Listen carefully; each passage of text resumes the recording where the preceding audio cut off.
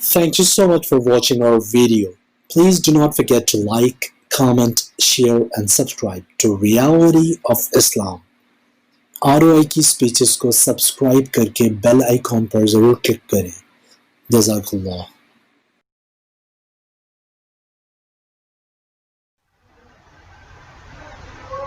बिस्मिल्लाहिर्रहमानिर्रहीम। अस्सलामु अलैकुम रहमतुल्लाह। कुरान करीम की एक ख़ास आयत इज़्ज़त दिलवाने वाली। कुरान करीम में हर चीज़ का हल मौजूद है, लेकिन हमने उससे अपना जो ताल्लुक़ है वो बहुत ज़्यादा महदूद कर दिया है। इमाम अहमद रहमुल्लाह ने मुस्नद में, नीस तिबरानी ने उम्दा सनद के साथ हज़रत माज़ जैनी रज़ी अल्लाह अन्हु की रवायत बयान किया है कि रसूलुल्लाह सल्लल्लाहु अलैहि वसल्लम इरशाद फरमा रहे थे, अल्हम्दुलिल्लाहिल्लज़ी लम यत्तखिज़ वलदन वलम यकुन लहू शरीकुन फिल मुल्की वलम यकुन लहू वलिय्युम मिनज़्ज़ुल्लि वकब्बिरहु तकबीरा। ये सूरह बनी इसराइल की आयत नंबर 111 है।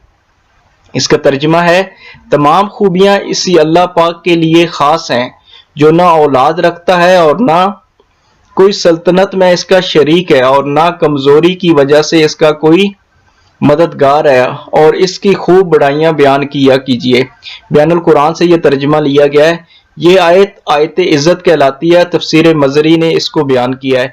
तो हमें चाहिए कि हम छोटी छोटी जो चीज़ें हैं हम उनको अपनी ज़िंदगियों में अगर लेके आएँ तो हमें सब कुछ मिलेगा। दिल में सुकून भी महसूस होगा, चेहरे के ऊपर नूर भी होगा। लेकिन उस तमाम चीज़ों के लिए हमें चाहिए कि हम जो अपना तल्लक है वो कुरान करीम से और नबी करीम सल्लल्लाहु अलैहि वसल्लम के जो अमाल हैं उनको अपनी ज़िंदगियों में लेके आएँ।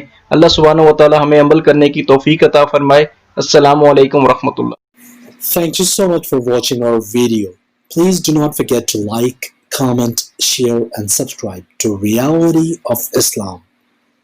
ROI की स्पीचेस को सब्सक्राइब करके बेल आइकॉन पर जरूर क्लिक करें। जज़ाकल्लाह।